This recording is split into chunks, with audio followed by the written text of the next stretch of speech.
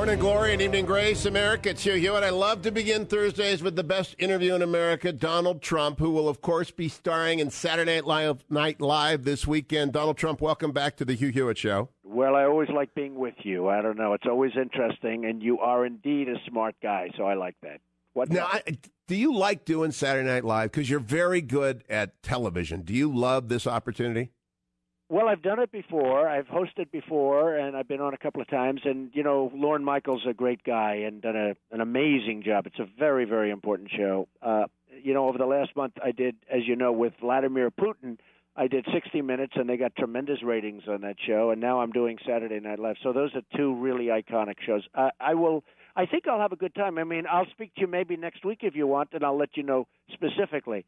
But I look forward to having a good time. It's going to be a big deal, and they're thinking that this will be one of their most successful shows that they've done in a long time. So we'll see. That's true. I never watch it. I'm going to watch it on Saturday night because you're going to do the cold open, and it's going to be great. So now here's the serious issue. The cold open is going to be wild. I can tell you, the cold open and the skit right after the cold open. You will. I think you will laugh. You and I are not laughers, right? But I think you will be laughing. Well, okay, I'm sure I will. Here's the serious issue of the day. Yesterday, 18-year-old Muslim student named Faisal Muhammad goes on a rampage at the University of California, Merced. They don't release his name until today.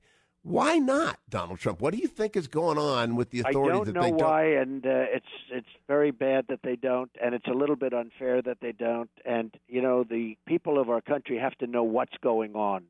They have to know what's going on quickly, and, you know, it's got to take place. So they just released it, in other words, you, huh? Yes, just this morning, 24 hours later. So you know, I don't know if he's a jihadist, but you're kind of a anti-PC guy, and I think they held it back for fear of being thought Islamophobic because it's an Islamic name. Do you think that is that? Well, do you share my suspicion? It's sort of interesting. When the 50 soldiers, these great soldiers, were sent over, as you know, our representatives.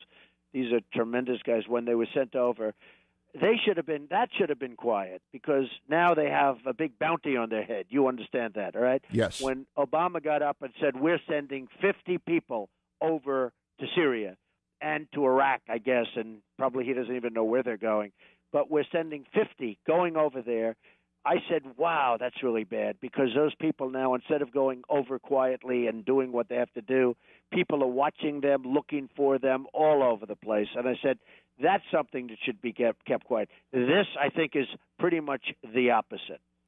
All right, now, moving, I always ask you if you've got your defense team ready to roll out yet. Are you going to give me any names yet? Well, no, but I've been really, you know, I've been pretty good in terms of that stuff. If you look at my book in the year 2000, I said Osama bin Laden in the book. You saw that. You would be impressed with that one, I think. But in the year, and in fact, when Morning Joe, somebody was on the show and they showed him the book, and I said Osama bin Laden, he was a well-known terrorist at the time. And that was before I had aspirations politically, believe me, long before. And I did the book and mentioned Osama bin Laden and essentially said he's going to crawl under a rock and you better put him away. And they didn't put him away, and you saw what happened.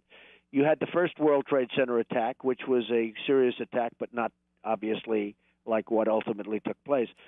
And all of those people sitting around a table said he actually mentioned in his book, before the World Trade Center disaster, the name Osama bin Laden.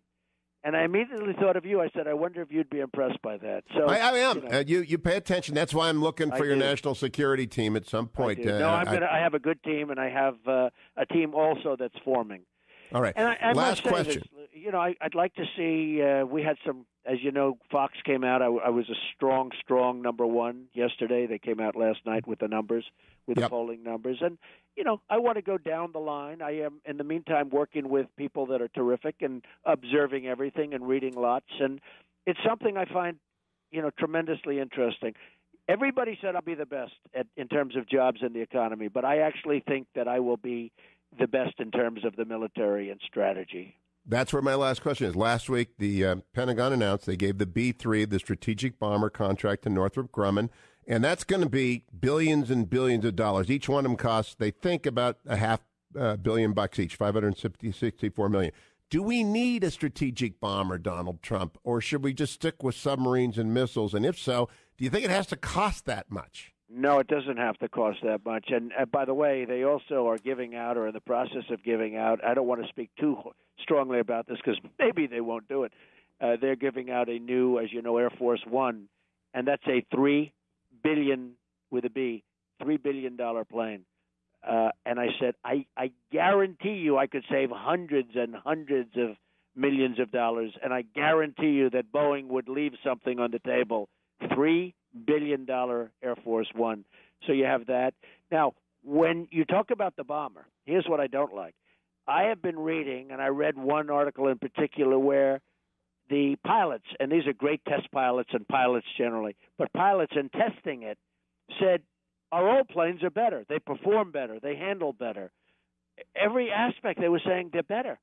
So I'm saying, wait a minute, if they're better, why are we ordering these unbelievably expensive planes? So I would have some real problems because of cost, and I know I could get the cost down. But what bothers me tremendously is the fact that I heard test pilots saying that the old planes maneuver better, work better, and they like them better. That bothers me. A lot of people like the F-18 Super Hornet more than the F-35, but this B-3, the strategic bomber, I think we have to have a bomber, but I will probably be bringing this up in Las Vegas, and I want you to be ready for it, along with all the other candidates, because I think we need to have a national security conversation, don't we, on that debate stage? We do, and it's got to be reasonable, and it's got to be. We have to get a lot more. We have to get a lot more for our buck. We're putting up the dollars. We're spending unbelievable dollars. And when you talk about planes costing that amount of money, can it be done for less? I guarantee you it can be done for not less, but much, much less. But you check this out. The pilots that were testing it did not like it as much as the old equipment. That's not good. And I think you would agree with that, Hugh. I do, and I want to let you go. I just want to get one assurance from you. You're not going to be doing Kurds Coulds in the Saturday Night Live Open, are you? I don't think so. I don't think so. Actually, somebody did have that idea. I said, out of respect for my friend, I will not do that, okay?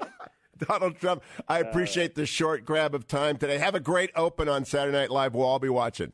Enjoy it on Saturday night. Thank you very much, Hugh. Thank you. Talk to you next week. Bye.